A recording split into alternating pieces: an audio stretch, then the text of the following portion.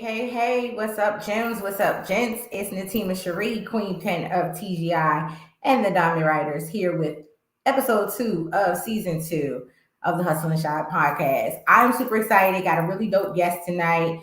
I think y'all are going to appreciate a lot of his story and what he has to share. Y'all know I'm really big on introducing new perspectives, introducing new guests who can offer those alternative perspectives and introduce us to new ways of thinking. Y'all know I hate trends. I hate anything that's pop culture. And I really feel like the dialogue and the exchange we're going to have tonight is going to return us to that unique and authentic side of our stories that a lot of us have kind of glamorized or even been afraid to share. And so I'm going to bring him out in just a moment. Going to give y'all a few minutes to get in here, and so that we can make it worthwhile. So first off, it is October, Breast Cancer Awareness Month, and the diamonds are shining in pink all month. I should actually have on pink right now. I don't own a ton of pink. Don't judge me. I'm going to work on that. But if you see that hashtag on any of our posts, please share and support that, because we definitely want to get behind all the movements that are celebrating women who have overcome, conquered, defeated, whatever word you want to use. They kick cancer's ass. And so we are standing with them. There is power in pink. And so we're shining in pink all month. Definitely check out our page on Instagram at Diamond Writers, on Facebook at The Diamond Writers, on Twitter _Diamond Writers for some of those shining in pink campaigns. Sorry, I almost forgot the name of it. So anyway, book is coming out. I hope y'all are excited. We are working our asses off to get this book completed for a spring release. So y'all stay tuned. There will be obviously a virtual release. We may do another book tour. We have some really dope events coming up for you guys. So make sure that y'all check back with us. Visit diamondwriter.com for more info. And then last announcement before I bring out my guest, it's open enrollment. So all of my women, all of my gems who are ready to share their stories, who are ready to stand and pen their truth, we have a spot for you. We have the pages you need to tell your story. So make sure that you visit diamondwriters.com, click on contact, and we have a membership application or form there with some information about interest calls that are coming up and some other really dope things that you're going to need to know for next steps. So again, if you're interested, if you know someone interested, if you have a story, if you've never written, we can help. So make sure that you visit the website for that. All right. Got all of that out the way. Get into the good stuff. I want to bring out my guest. This glare from my glasses is getting on my nerves. So if y'all see me doing one of these, I'm not scowling at my guest. I legit can't see today. So let me go ahead and get this brother out. Y'all don't know him yet, but he is going to become family after this conversation. So let me bring him out. Where is my boy, Dr. J? That's what I call him. Dr. J, Jashon Banks. Hey. What's up, everybody? Appreciate this opportunity being on your platform. Come show some love. Yes, welcome to the Hustle and Shine podcast. All our gems and gents are here. They're starting to fall into the room. And so, please start off by telling them a little bit about yourself. Like, don't go too deep, because obviously I got questions for the interview, but let us know your hustle. Oh man, I appreciate it. Oh man, I gotta grind. I'm an educator. I'm a professor, tenured professor. I teach criminal justice. I got my own consulting business. I do a lot of HR work, but also a lot of my work tends to be around research in the field of criminal justice to help out, the Black community. I take all the jargon out of the lawyer talk and put it in English to help out, our young brothers and young sisters to keep themselves from being in trouble. So, I'm out there, I'm always in the community doing dope work. That is dope. And that's actually how we met. I think I followed you. Mm-hmm. You had some really dope posts, at the height of a lot of unfortunate, deaths and incidents, where we've lost Black men to police brutality in the hands of, they've been murdered. Let's use the appropriate terms. And I think that's how I started following you, and was just like, damn, this dude got a lot to say. He's really invested in the community from that perspective. And you made education a priority. And that's just something we're not seeing. And I want to get into that. I want to talk about how our culture in particular, those of us who have chosen not to pursue higher ed, they say, I don't need that piece of paper. I don't need that validation. But it's so much more than that. And I want to talk a little bit more about that. But I first want you to spend some time telling us your story. I've heard your story. Shit is like is real, y'all. And I just applaud you for all that you've been able to do. So acquaint my gyms and gents, excuse me, with your story. Tell us from the beginning, the start, all the way up to now being a PhD holding tenured professor. Please walk us through that. Oh man. So once upon no. So So that time in band camp, right? right. Oh man. So I range from Chicago, Illinois. Young brother, single mother, 7 children. I'm number 6 of 7. Man, growing up and seeing murder, seeing robbery, seeing just don't even understand what poverty is. You don't even know you poor when you're a young shorty out there just getting dirty and nasty. So Facts. yeah. So growing up with my just a mother, and she wasn't the nicest woman in the world. You know what I mean? So there was no love, no nurture. It was more like, hey, get your shit together and move. That was probably about it. And if you're having older siblings above you, they're gonna tighten you up. So just growing up in an environment, the environment was very, very not just impoverished, it was violent. So that's something we never pay attention to, especially as the Black community, understanding that we do suffer from PTSS. So I'll dive into that later. Coming up was pretty rough. And I mean, I can just remember right off the top of my head, one of the most tragic events that never leaves my mind is seeing my brother get murdered in cold blood. I was 12 years old. It wasn't like it happened. And then I just like, oh no, we actually like seen this, my brother, like, so that right there, that transition, that piece right there is like that trigger where I was just like, you know what, I can't keep doing this. I can't keep living this type of life. So, to be honest, like after that, at the age of 12, my mom pretty much kind of stepped away. She just kind of stepped away. So we was on our own. So that's when the drug game gets into play. That's when, most of us young men or young women fall into that family on the street to take care of you. So fell into that. Yeah, you get involved with the street gangs. That's what happens. That's the next thing. I hope we all understand that. And from there, just thinking, seeing some of my close friends, not here on this earth no more at a very young age. And then also, I think the event that really triggered me was when we were in the park. We was out in the park one day. We was out there shooting hoops, and Cass just got to shooting out there for no reason. I was like, you know what? I can't keep doing this. This is not going to work. So that's when I took that transition. That's when the transition started from there. So. And so when you say, because again, obviously, those of us who can read between the lines, right? Those of us who grew up in the hood, grew up just above the poverty line, whatever, however you want to call it, the ghetto, the projects. There's so many labels for it, right? Pretty much, he was dealing in narcotics. Okay, he was a street pharmacist, corner boy, whoa boy, whatever y'all want to call him, right? And then those things triggered you. And so how did you transition out? Because a lot of people don't make it out. Like I know people who attempted to get out and they got out all right. They got out either 6 feet under or in prison. Tell us, how did you get out of that? When you made that decision, that mental shift, I'm done with this. What was that like? What was the first steps for you?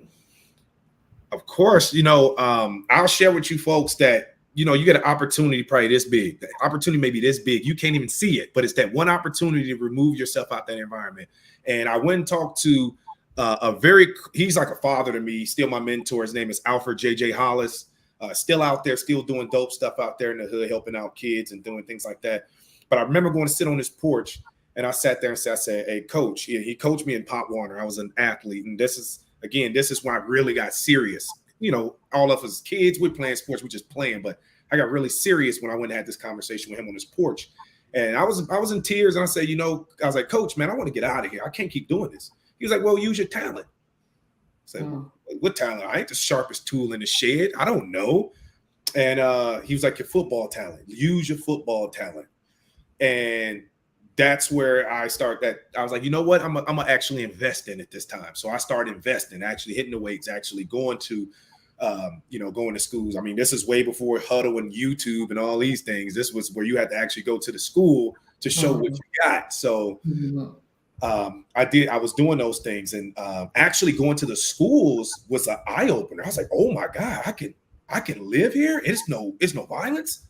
I can actually Mm. eat some food, like some real food. I ain't gotta be hungry Wow. all day. Uh, so Wow. that's when that transition started with him, and he held me accountable, and that's when I really got serious into school, obviously, so I can obtain a scholarship. So I had to get my grades up. I think I was at about a 2.1 because I was just BSing in school. You know, got my license at 16. I'm driving all the girls' cars. I didn't care. That's all it was about. I'm kicking it. Mm. So you know, I got Mm. serious with that, and um, that's when I tell, you know, I'm gonna share with you all, you know, like some secrets that I don't really tell, and it's like secrets that a lot of folks, you know, don't tell behind the scenes. So, you know, most of us from the Midwest, East Coast over there. So we took the ACT. So during this time, little people know when everybody looking at, oh man, you're doing so great. I say, did you know I took the ACT 3 times? Three Mm. times just to get a 19 or above so I can receive a scholarship, at least be in competitiveness with others for a scholarship. So I took it 3 times, and Mm. thank God I studied. I found a way to study. And again, it wasn't like, oh, I can go sit at the kitchen table at home and study. No, sometimes I had to go sit under the street light. Sometimes I had to sit in the car with the light from the car to sit and study some of that material. And mind you, most of us, you know, standardized test is not created for us as BIPOC. And folks, if you don't know what that means, BIPOC over here on the West Coast is Black, Indigenous, people of color. Minority is pretty much an outdated term that we don't use. So when you hear me say BIPOC, I mean Black, Indigenous, people of color. So um, yeah, so when the tests are not created for us, so you know you have to try to make ends meet. So Mm. Wow. And so your football career takes off. You get your scholarship. You're in college. yeah, that was the eye opener right there too in college. So when I graduated high school, literally the next day, I left. I was like, I'm gone. My coach, he Mm. told me, he said, hey, whenever you want to leave, you can leave. I said, hey, as soon as I graduate, I want to be going the next day. I don't want Mm. to be getting shot at. I don't want to get involved in nothing. I just want to go. And that's what I Mm. did. Left, went over to the state of Indiana to a small Division II school. And that's when my life really kicked off. And when I showed up to the dorm room, literally I just had um, a Rubbermaid tub of clothes, a book bag, a couple pairs of gym shoes. I didn't have a pillow. I didn't have an alarm clock. I didn't have sheets, Wow. nothing. So I was all on my own. I've been on my own since I was about 13. So, when I arrived there, I said, you know what, time to get on the grind. Let me go find me a little job, and so I can, get everything I needed. And that's what I did. Got on the hustle, found me a little job, and when I left, I didn't go back. I didn't go back. If I did go visit, I had to.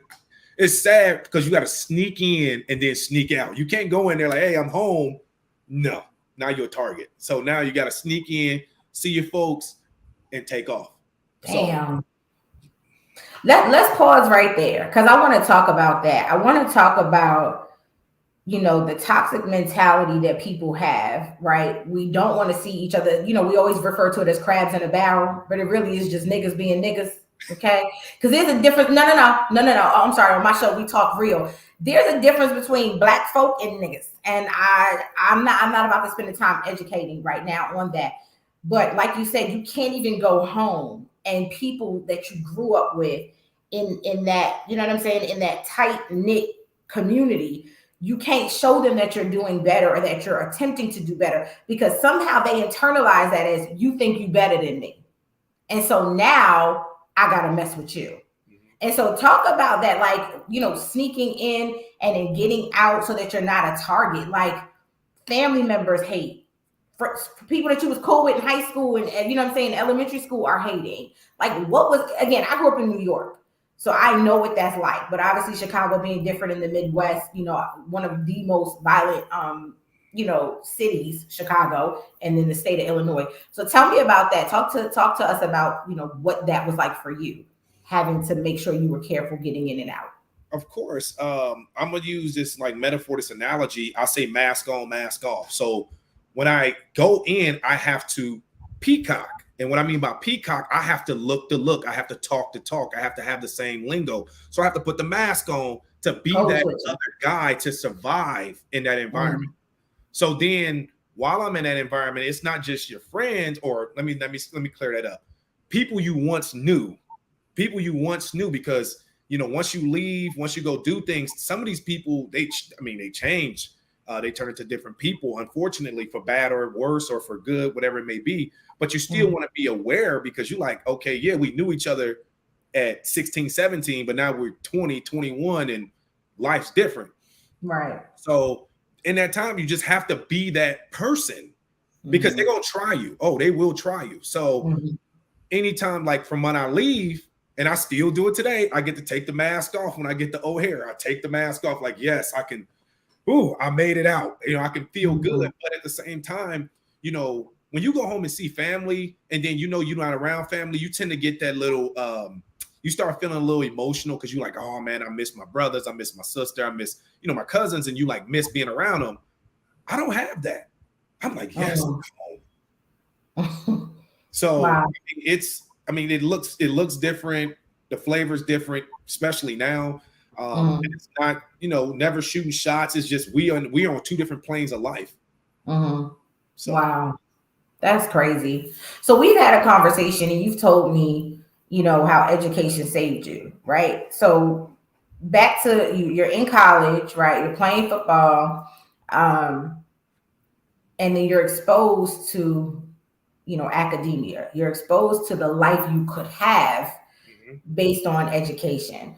What was that epiphany like for you? And then how did it transform your thinking and your pursuit at that point? Because I know you went to the NFL. I know you went to the Army. We're going to get to that. I want you to share those experiences too. But I love to hear, that switch when you realized education could be your way out. Yeah. So to be completely like open, when I arrived at college, I didn't know how to study. Period. I didn't know how to study at all. So that was like the eye opener when I had to go. I never forget. I went to the library, and there was like a group of like 4 or 5 white girls. I didn't know who they were, but I'm always hearing them talking. And I just slid over there with my books. I said, can I study with y'all folks? And they're like, yeah. So I sat down, and as I'm listening to them, they're like talking about talking about study skills and writing skills. And I'm over here trying to like retain what I can. And I just came out openly to them. I said, look, I know y'all don't know me. Y'all probably know me because I'm an athlete on the field. But I said, I don't know how to study. Can y'all help me?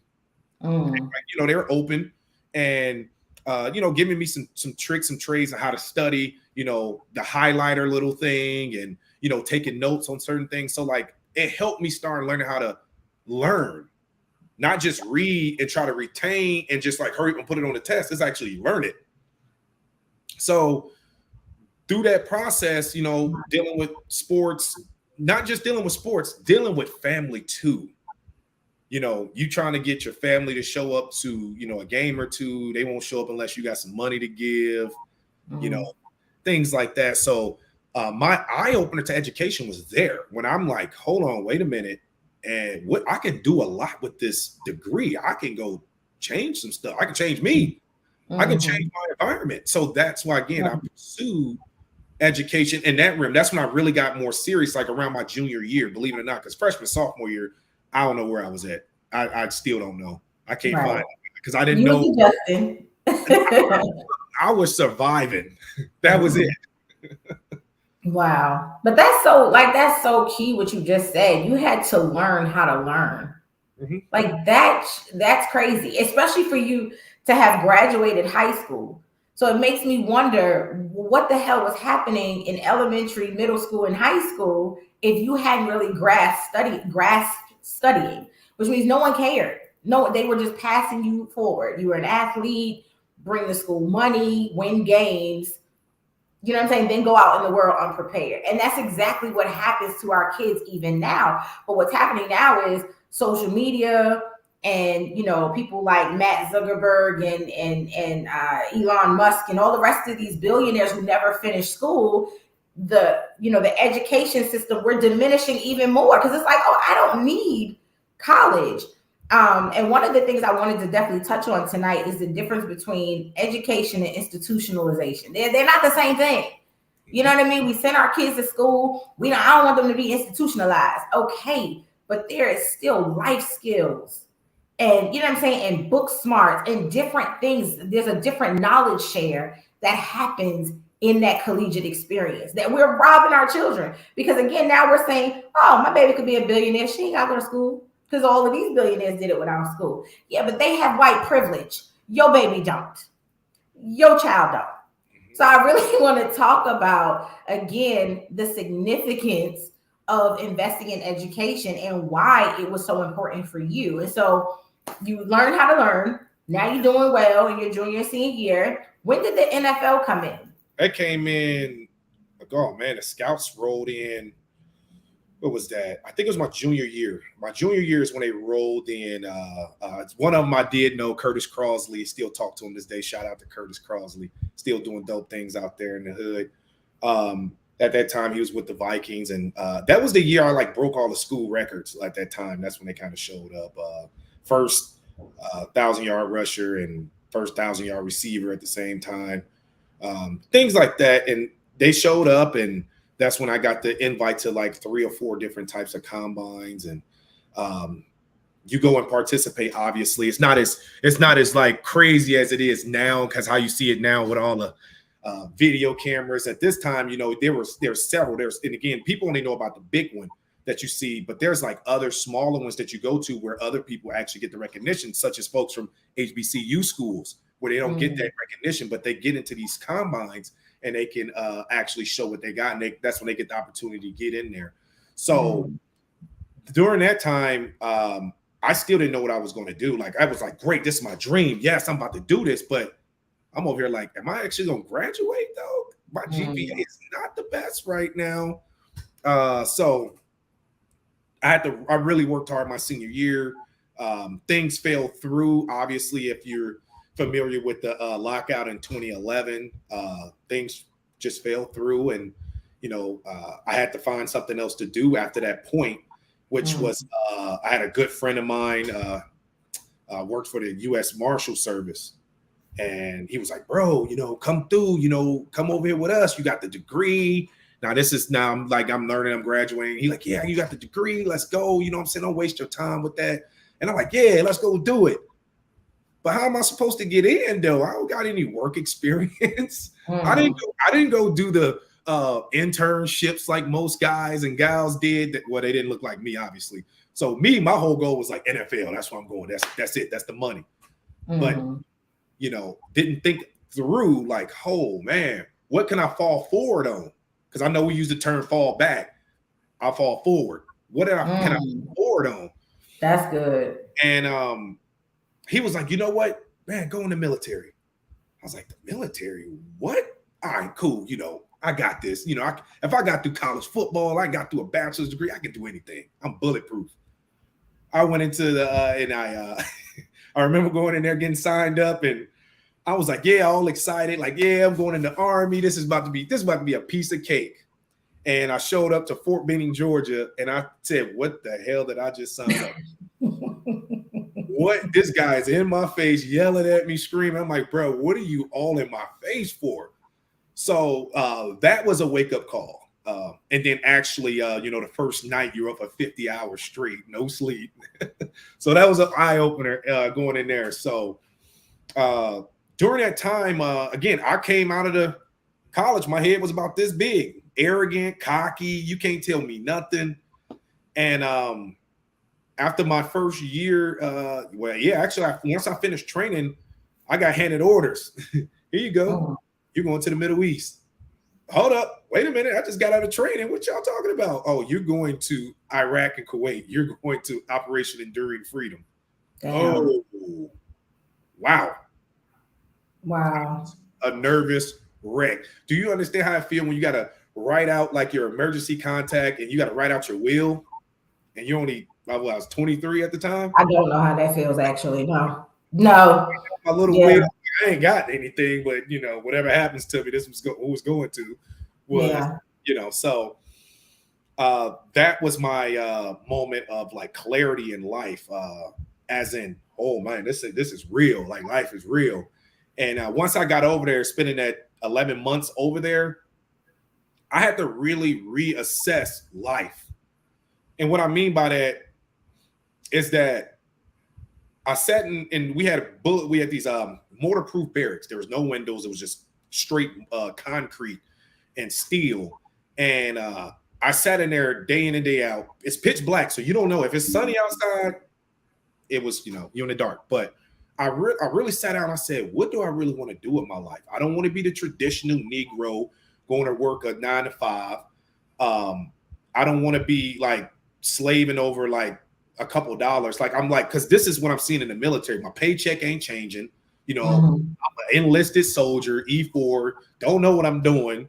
And I'm like, this paycheck is crap. Like, what am I doing? And at that time I had to reassess of like my beliefs.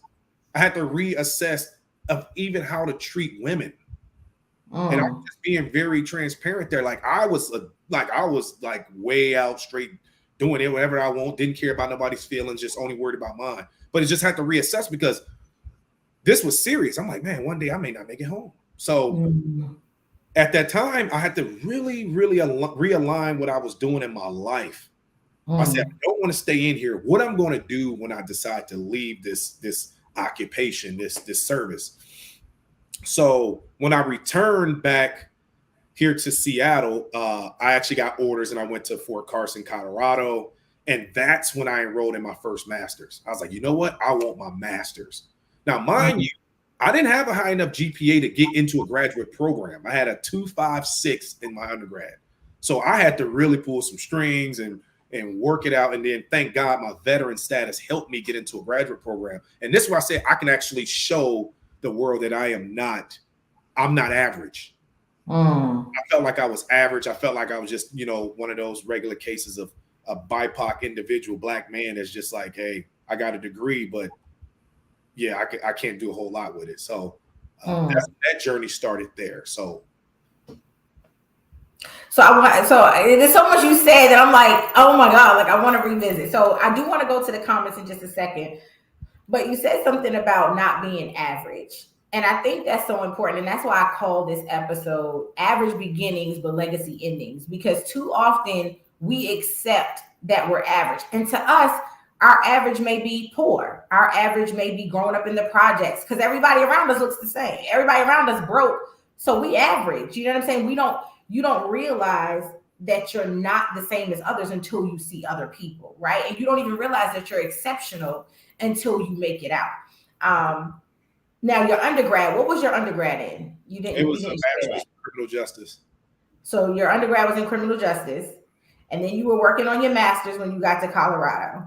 Yes. Okay, so pause there. I want to jump in the comments, just see who in here, see if anybody got any questions, and then I'm going to come back because I want you to pick up from there. So, of course, a lot of my diamonds are in the room. Hello to everybody. LeVar Ben says facts plus tax. Thank you for watching. We both seen that in Queens and Tiva Cherie. Absolutely, definitely did. Appreciate you for being here.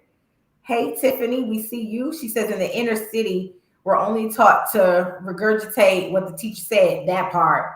Not interpret, analyze, and provide insight. That part, cuz they don't want us learning nothing. They want us to literally download, repeat what we've heard. No learning, because learning requires thinking, critical thinking. And y'all notice they don't teach that no more, right? Yeah. So, all right. Shout out to all my diamonds. I just wanted to acknowledge everybody in the room. Thank you so much for being here. So getting back to how education changed you, getting back to, how education was the game changer for you. Some people would think, oh, the NFL would be his opportunity to make it out, or, oh, the military would have took him out. And that was the case for a lot of people. Well, not a lot of people in the NFL, right? NFL is like, being struck by lightning. But that is a lot of people's stories, right? That, athlete, being an athlete took them out of the hood, or even the military. That was my ex-husband's story. My ex-husband got out of the hood, Southside Jamaica, Queens, from his military career. But yours still was education. So you're in your master's program. Now what? That's where, again, it took off. I mean, that's where I had the opportunity at the platform finally to show that I am way more than average. I'm way more than just, I'm just one of them, just a usual, black guy just trying to assimilate to the white culture. So wow, that's deep. Yeah. Wow. So I'm just saying that. So from there, that's when I start planning my exit. I say, you know what? I got my math. I did my first master's in a year, so I knocked that out in a year, and I actually finished it on my second deployment when I was over in Europe. And when I came back, that's when I started my transition out. That's when I actually started applying for the PhD programs, and I'm over here like I'm not gonna get in. I'm young. They're not gonna take me in. I think at the time when I first put my application in, I was 26. So I put that in and was hoping like, okay, maybe I can get in here. Maybe I got enough the GPA to get in. And again, I did. I finished my master's with a 3.7. And then I said, you know what? I got all this extra money sitting over here from the military. I can't do nothing but use it. Otherwise, it's gonna go to waste. Right. So I did that. I put my application. I just took a risk. I tell folks, if you don't take a risk, you don't ever see the other side. Because some people are scared to risk. Like my son, like you say, one of the Miles Morales on the Spider-Man movie. I think we all, if you got children, you got the Spider-Man, a little cartoon movie, and like he always say, it's a leap of faith. So if you ain't willing to take that leap of faith, you won't ever figure out what you can and can't do, or even see what the other side is like. So I took a leap of faith in that sense. I never ever in my life thought about even getting a doctorate. I was just like, master's, I'm cool. I can go be a police officer somewhere, and I can go and find somebody that like me and marry me, and I can have a couple kids, and I can just have a picket fence in the chocolate lab. No, it didn't work that way. Sounds good, but it don't work that way. Right. So from there, I actually got in, and that's when I ETS, interim service, out of the military, and I really got into the concepts of understanding at the doctoral level. Now I'm telling you folks, my first 2 classes, I'm talking about I was sweating because I was like, oh, I am not ready for this, as in the writing, technique of writing, diagnosing and analyzing these different, from theories to quantitative, qualitative, different types of settings. It's like, what did I just walk myself into? But I just stand up and look in the mirror like, man, I'm my own competition. What am I doing? I got this. That part. So for about 2.5 years, I did all my classwork, and I will never ever forget the night when I wrote my dissertation. I wrote my dissertation in 8 months. You can always go look it up, the relationship between victims of urban violence and post-traumatic stress disorder. I'm the only one that wrote something like that, so you can definitely find that.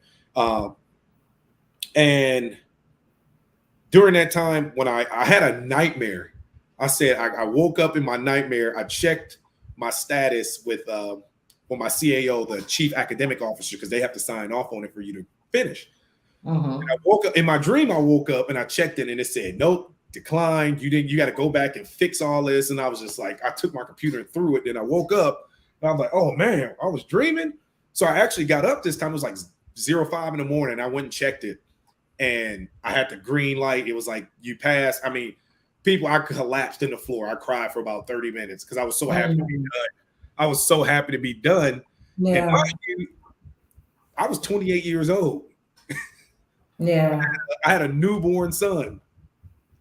He was an infant, and I was taking care of him for 8 months, feeding him while he was asleep, or while he woke up in the middle of the night, and put him back to bed. And then I go back to typing. I used to type from 9 o'clock at night till probably 3 in the morning, then get up and go teach. At that time, I was an adjunct, and I go and teach. When I had time, I take my little USB drive, stick it in the computer, and do a little bit more work while I was at work. So it was a grind, people. And when I finished, I mean, I literally, like I said, I cried. And but to kind of add on a little bit to that, folks, I was still in survival mode. And what I mean by that is that I was like, what else can I do not to go back to the hood, not to be living in poverty? So to be honest with you folks, I couldn't share my accomplishments. Sometimes I couldn't share it with my family as much because they didn't understand what, like, oh, graduate PhD, oh, that's great. Everybody else is like, oh my God, like, bro, that's crazy. Like, how did you do it? Everybody else is like, oh, okay, like, because they don't understand that concept. They don't really know what it means. So Right. it wasn't, I never shared it. So I stayed in survival mode. Mm-hmm. So I want to make sense of that. So that pillar right there was like, I have people around me here in my environment now that celebrate it, but folks back home, they just like, oh, okay, yeah, great. Mm-hmm. Because they didn't know. They didn't Mm-hmm. understand. Right. Because again, and I want to deal with mindset again for a moment.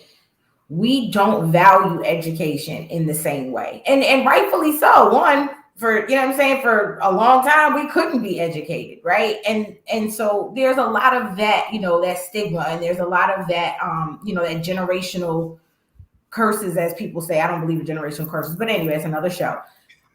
But I find it, I find it frustrating that we don't celebrate education or careers that are born out of education as much as we do everything else.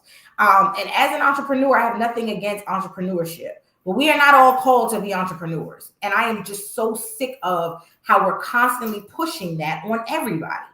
Be an entrepreneur, own your own business. You're not creative enough. You're not disciplined enough.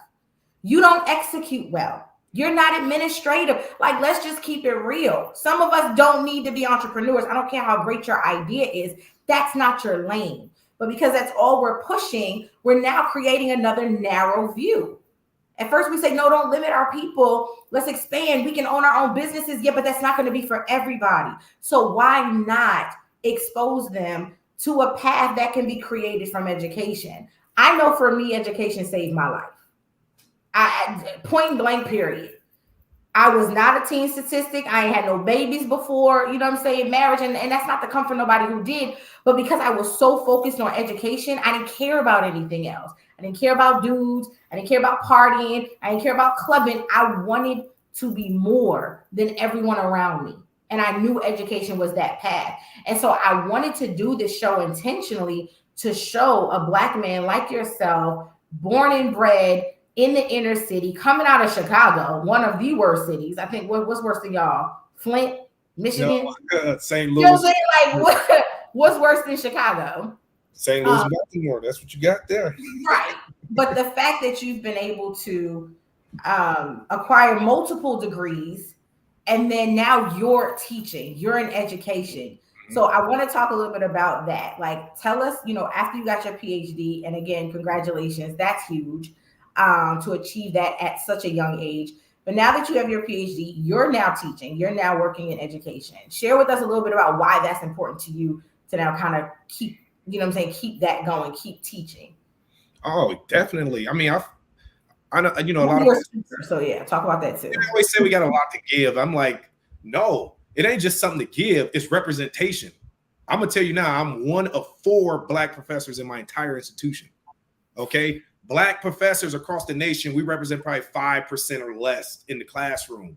So, representation matters. So when my young Black men, and this happens to me daily, when my students see me as my first day in class and I have Black students, they always come up and give me hugs.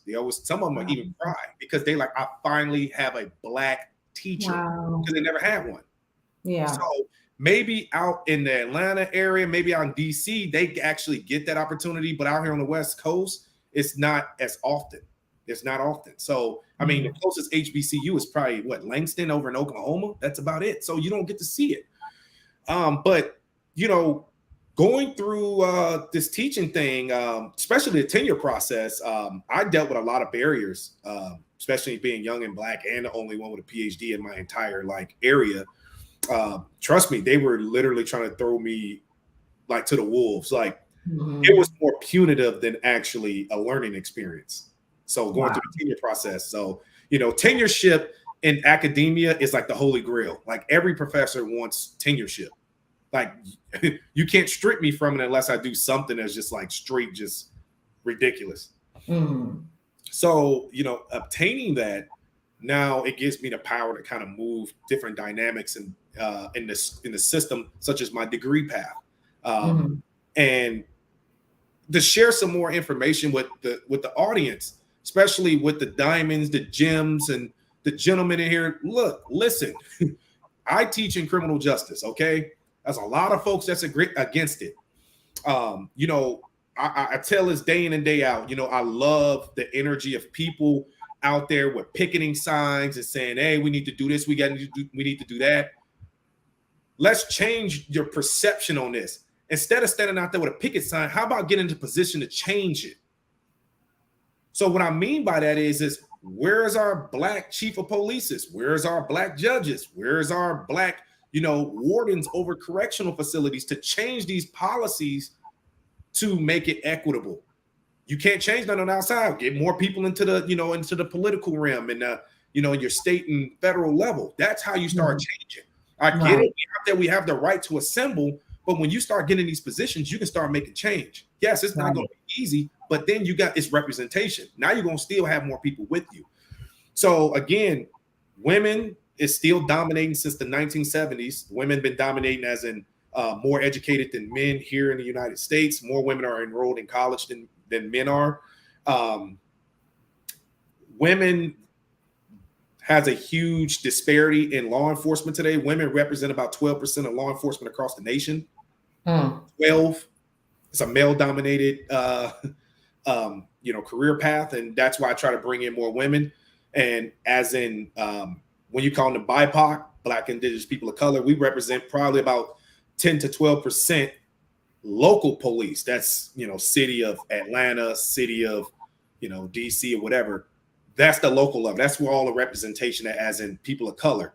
They're not at the county level. They're not at the state level or even federal. It's local. In our court system, women only represent about 8% of lawyers. About 8%, and out of that 8%, about 3% is BIPOC, Black, Indigenous people of color. So you see the representation in the, and you see these dynamics. That's, again, a piece of me that drives me to continue being in education, because there are students that literally don't have a home. They don't have a home at all, but their home is actually the institution. They get to go to school. That's where they get their meals from. That's where they get the love, the attention, the nurture, not just the learning experience, but they get that safety. And I have had a whole lot of those types of students in the school. So being a professor, I'm trying to reel in Queen Pen herself. Like, hey, we need you to represent in your field, whatever field that you are in. Go be an adjunct. Adjunct is part-time. You still can work your full-time job, but we lack representation in the classroom, period. And I'm talking people of color. So that's what keeps driving me. I keep driving, in a variety of different facets. I have 2 projects going on right now. I'm a research, and I'll share with you the names. One of them is I'm doing a research project on toxic masculinity in the African American community, or Black American community, better term. And then I'm doing one on racial profiling to show that it does exist, but the way I'm going to do it is going to be unique, and I don't want to dive into it. But I'm so glad that you're saying that. And, one of the things I definitely want to tell my gems and gents, I know they're used to these shows being so fun and lots of laughs and, lots of, trending topics. I'm sure somebody probably wanted me to talk about the whole, divorce between some celebrities. This is important because, like you said, we lack representation. We don't have the education to compete for some of the jobs that will actually change the systems that are oppressing us. Guess what? You got to go to school to get in the door. Now, if you want to change that when you get in, cool, but you have to get in. And that's why I want to have guests like you and more panels, more panel discussions like this, because I noticed that we will organize, panels of discussion like this when something happens reactionary. But if we could get ahead of it, you know what I'm saying, and build these things ahead of tragedy, we could probably have greater influence. Right now, the cast of A Different World are on tour, and they're going to all these different cities because they had such an impact on HBCU enrollment. That show really drove and spiked HBCU enrollment. We need more of that. We need someone that's going to say, no, education is dope. You know what I'm saying? Like, holding degrees is dope. You can actually make real change. I work in tech. I work in corporate America. I've been here for 17 years. And people always say, why don't you leave and do full-time entrepreneurship? First of all, I don't want to. Let's just be real. I get tired of clients after a couple of weeks and I'm like, I'm glad I got a regular job. I love what I do, but sometimes I don't want to do it all the time. But the reason I love working in tech is I get to make sure that BIPOC candidates are not only seen and hired, but they're promoted, that they're trained, that they're on the leadership track. If we're not in these institutions to actually have influence in that space, then you have to shut up. You can't complain that, oh, people like me never get a chance. Well, guess what? There are no people like you inside to make sure that you get a chance. This is why we have to go to school. It's not, again, it's not about being institutionalized. It's not about learning, how to play in the system. It's learning how to get in so that you can change it. Barack couldn't do it by himself. I know we love to lean on our few Black leaders. They're not enough. We need more. We need more people working in HR. We need more people working in the courthouse. We need more people working in the justice system. And unfortunately, the world we live in, you have to have an education to do that. I remember when I was in undergrad, this was in 2000, I was an undergrad, okay, all those years ago. And my academic advisor said by 2024, which is in 2 years, well, a little less than 2 years now, having a master's degree will be equivalent to a high school diploma. This is literally what he said to me all those years ago, that a master's degree, MBA, MS, whatever you have, will be equivalent to a high school diploma by 2024. So we have to go to school to compete, to get these jobs that are going to help change our lives and those behind us, that are going to help our children and that are help our children's children. So that's all I wanted to say about that, because I'm really passionate about respecting education. And we see a lot of teachers, at the adolescent level, right? In elementary school and middle school and in high school, we do have more representation. But I'm talking about us getting at the collegiate level. Like, let's get into these bigger institutions where there's greater influence, because literally, like you and me, people are making life decisions. What am I going to do now?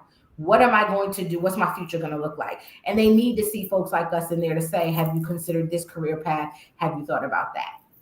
So last thing I want to do while we have just a few minutes left, I would love for you to talk about, like, the perseverance journey. I know you do a lot of speaking all around the country.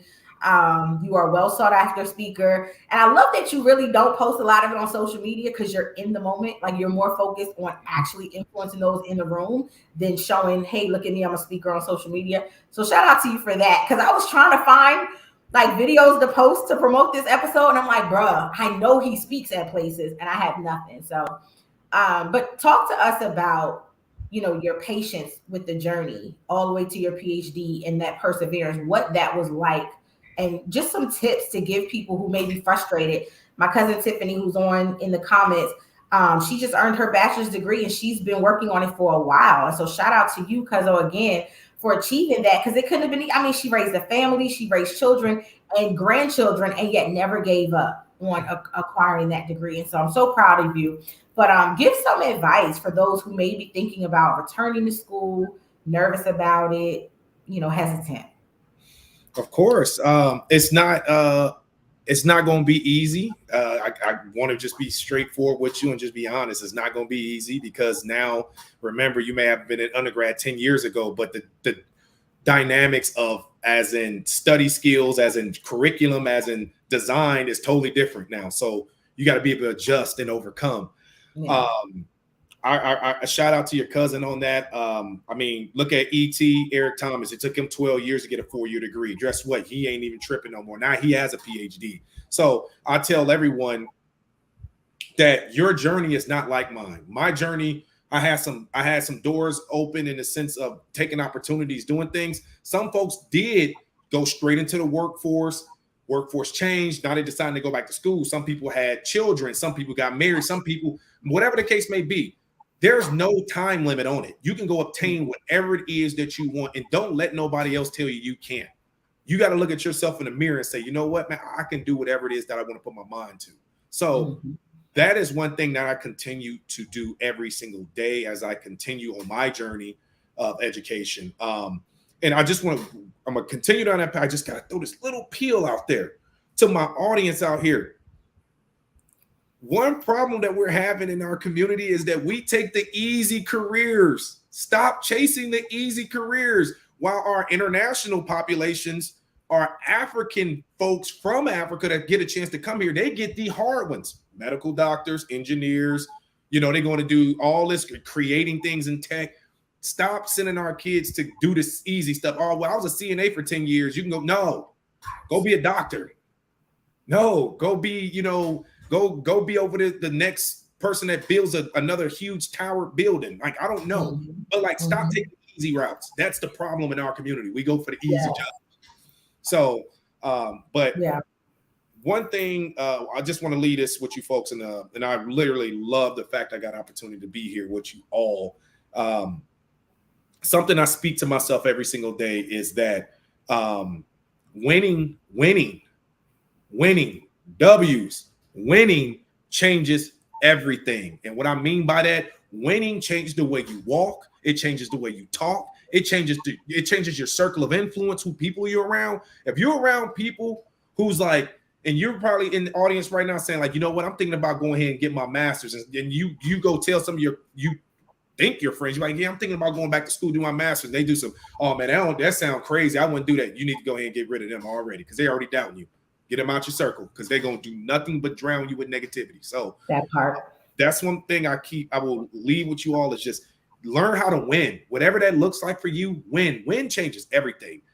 It changed me. It changed the way I talk. It changed the way I walk. It changed my image. What I mean by that, as in I can be, I look at some people my age, and again, I'm 33. Some of the people my age that I grew up with look 50. They look bad.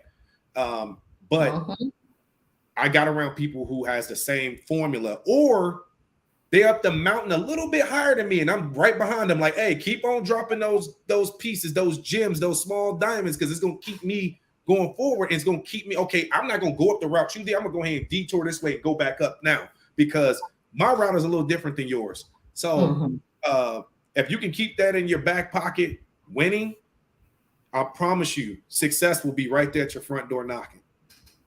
That's so good. And I love that you said keeping the right people around you, because sometimes we feel obligated to stay connected to people that we grew up with, or that was there for us during a tragedy, or that was there for, no. You have to let go. And again, it's not nasty or mean, but you cannot hold on to people if they're not willing to grow with you, because they will choke you. They will choke the life out of you, and then you'll be stagnant. One of the things my mentor told me earlier this week in our one-on-one, she said, paralyzed growth is killing people quicker than cancer, because anything that doesn't grow is dead.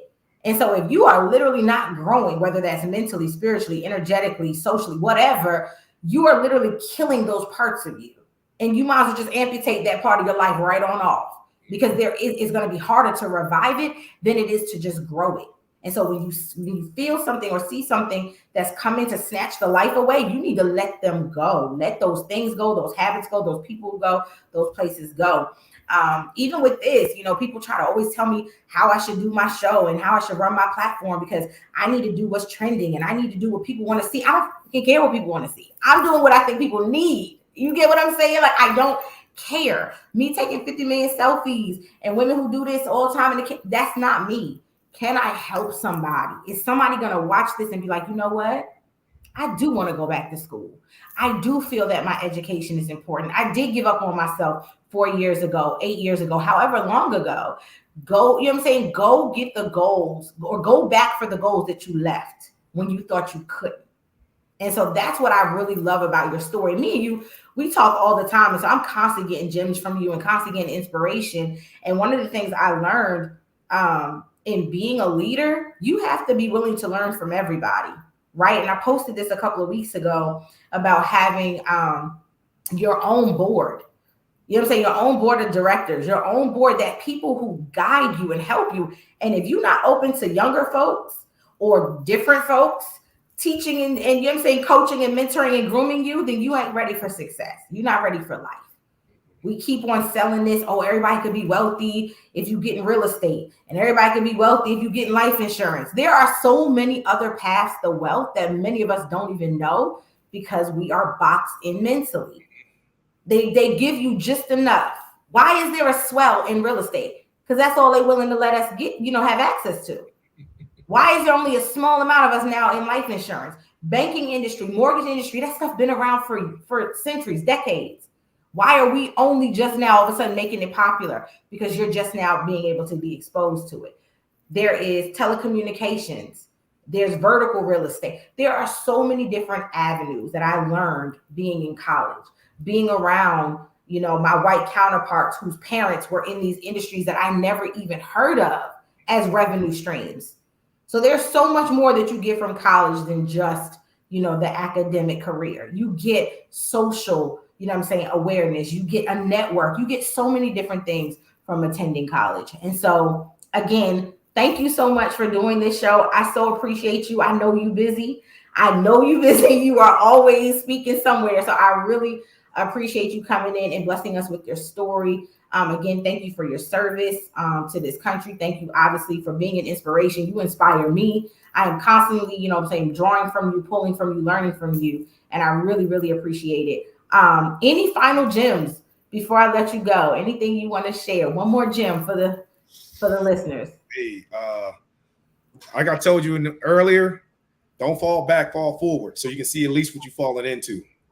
Don't have a backup plan, have a forward plan. So just stick with that and you'll be good to go. That's something, again, I continue to drop off to my youngsters. I get a blessing to get to go talk to another prison. So hopefully I can influence some young men to get out of incarceration and do some great things. So again, I really appreciate being on this platform, being here with the Queen Pen and her whole following and the network. So you can definitely find me.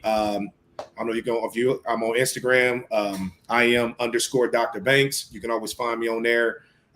Always can ask questions. I definitely start putting out a little bit more information on, from research. I definitely have youngsters around here. They come and help me with research. I pay them to teach them so they can become published authors while in high school. So, I'm always trying to do something great for the community to change the dynamics of education and let them know, hey, it's okay to be a nerd.